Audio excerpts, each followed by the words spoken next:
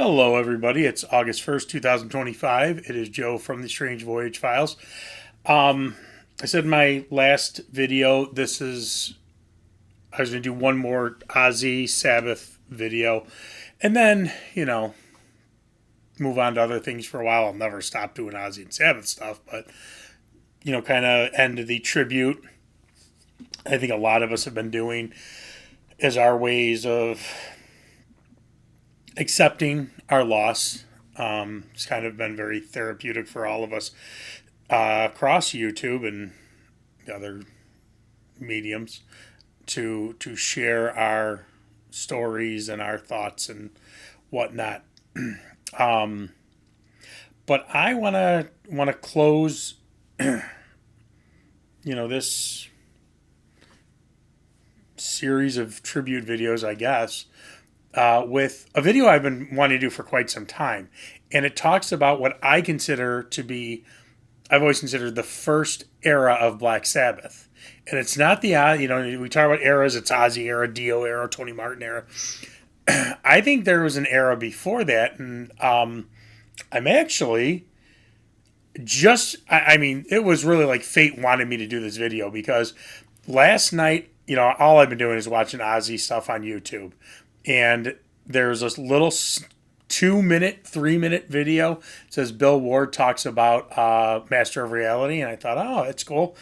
And watch it. And he says exactly what I thought, that Master of Reality ended an era of Black Sabbath. And then on my Google homepage, one of the articles that's a suggestion is Roger Bain. So I thought, wow, I really need to do this video. But yeah, I do firmly believe that these first three albums, the very first one, and then of course the other two classics, Paranoid, and rounding up with Master of Reality. Oh, God. Why does anybody ever want to talk to me? Oh, sorry, guys. Let me turn this off. Okay, good.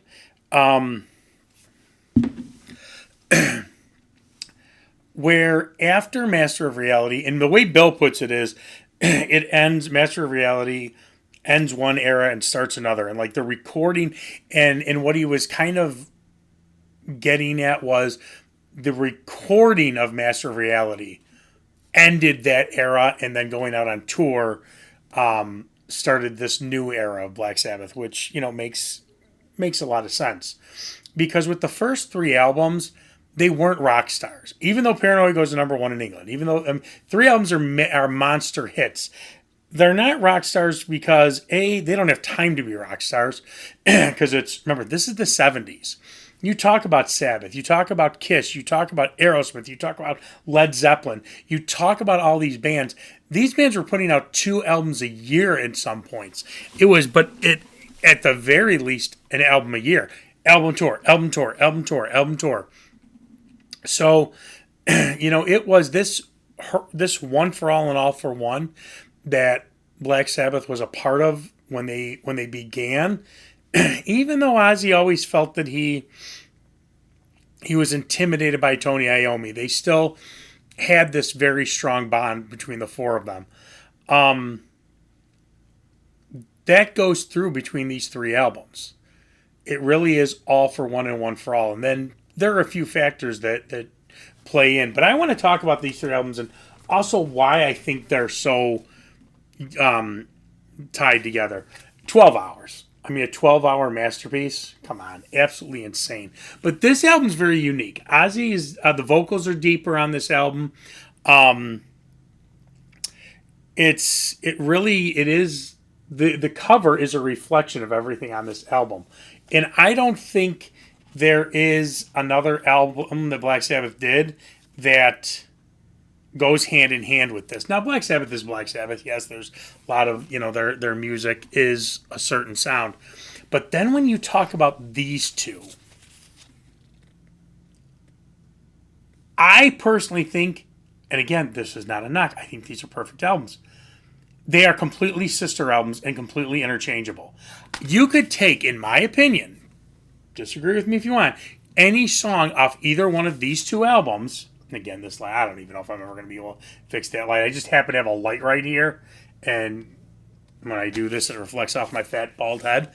But you could take any song off Master of Reality and any song off Paranoid and interchange it, and it wouldn't make a difference. Again, it's because they're all perfect songs. It's not because they're subpar or anything like that. So don't even get that thought that's what I'm trying to say. You can't do that with the first Black Sabbath album. It's a very unique sounding album.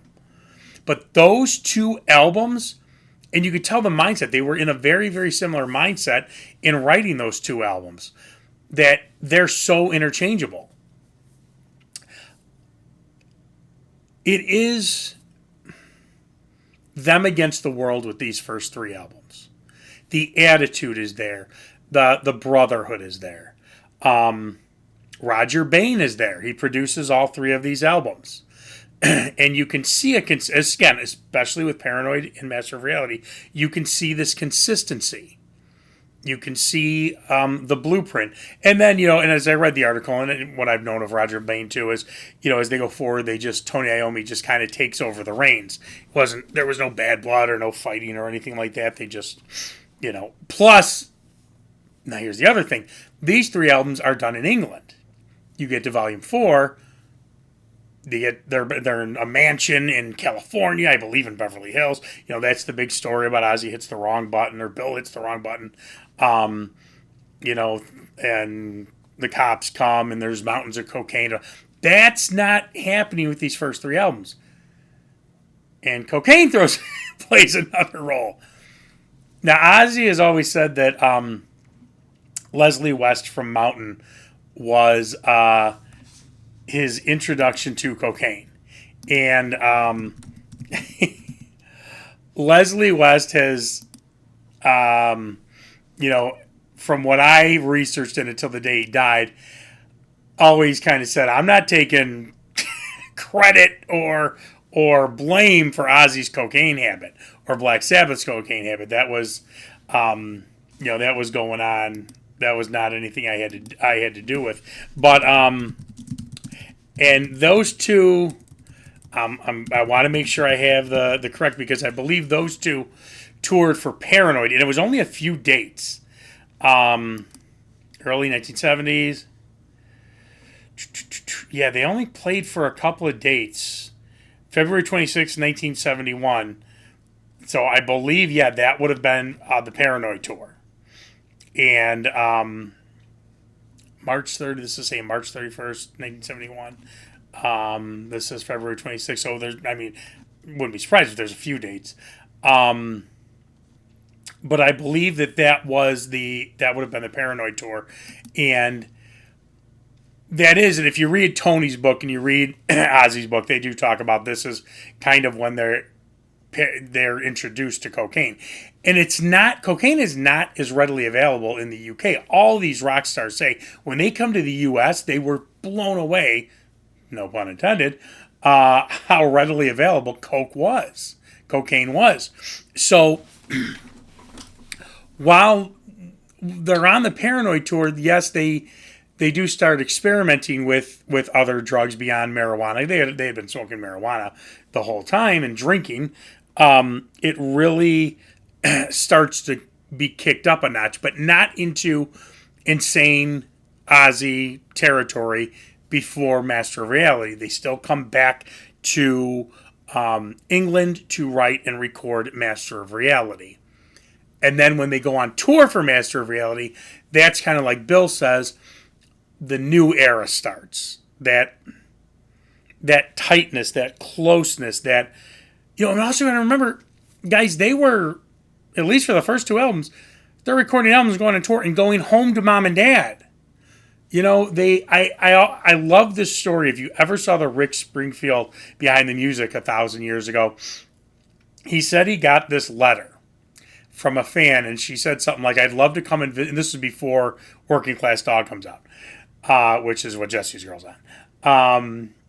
some fan says to him, "Look, I'd love to come and visit you in your mansion," and he's living on his buddy's couch. He has 2 or 3 albums out. He's like, "Yeah, I'd love to be in a mansion too. I'm bumming onto my buddy's couch." The first couple albums, these guys are still living at home. They're still those Brummies. They're still, the guys from Aston. And, Master of Reality, again, this is where people start getting married and moving out, and they do start to get some money. But again, not this crazy money that's after this album is recorded. The point to this video is those 3 albums, there's something, again, there's something special about all these albums. And again, I'm saying that they're even my favorite albums or they're the best, because if you saw my video I did a couple days ago, they're not my top 2 are Technical Ecstasy and Sabbath Bloody Sabbath. But there is still something very special about these 3 albums.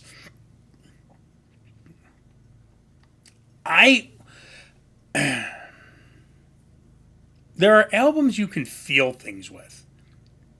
And maybe it's just me, and but other people have said it too. I feel the Brotherhood on Blizzard of Oz. I feel the Brotherhood, especially on Black Sabbath and Paranoid. I feel it. Just for some reason. Something comes across in that music. It was a very special time for them. And if you watch a lot of interviews with all 4 of them, and the question comes up, what were the best of times, or what time would you want to go back to with Black Sabbath, or something along the lines, it's always the beginning.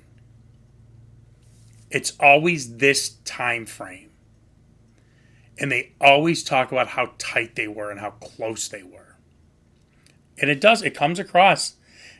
It's while Sabbath has a very unique sound that is Sabbath, the first album is totally unique. I don't think there's anything Sabbath has done that has sounded like the first album. That's why when Rick Rubin tried to recreate it, it was a complete failure. But Paranoid and Master of Reality, they have a sound that stretches between the both of them. It is extremely special. Again, it doesn't mean that they're the best. It doesn't mean they're not the best. There's a lot of people, these 2 albums are the best. But it is very, very special. And there's so much heart, and there's so much of these 4 working class guys in these first 3 albums.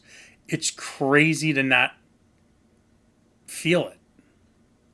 And maybe I'm crazy. Maybe I'm the only one that kind of does, but I know that's not true. I've talked to other people that feel this way about these albums. Yeah, it was a very special era. God, I wish I was alive. I wasn't even born at that point. I wish I was around. I wish I was alive. I wish I was there for it. And then, yes, as the Master of Reality tour starts, then, they go crazy into the booze and the drugs and the women and the cars and by the time Volume 4 is around there, who's got the most expensive Rolls Royce, that is like that. It changes. And Ozzy has said many times how quickly that changed. How quickly him being this guy, walking around with a shoe on a leash and the knob to a faucet around his neck like a like a chain, like a necklace, to which car is the most expensive that I'm going to buy. Change like that. Those first 3 albums are a very special time for Sabbath. And those guys think it, a lot of us think it. Again, it not taking anything away from the music. But man, it really was a special time. All right, yeah. So this kind of concludes my Ozzy Sabbath for a little while. And I will see you soon. Please like, subscribe, and all the fun stuff. Bye.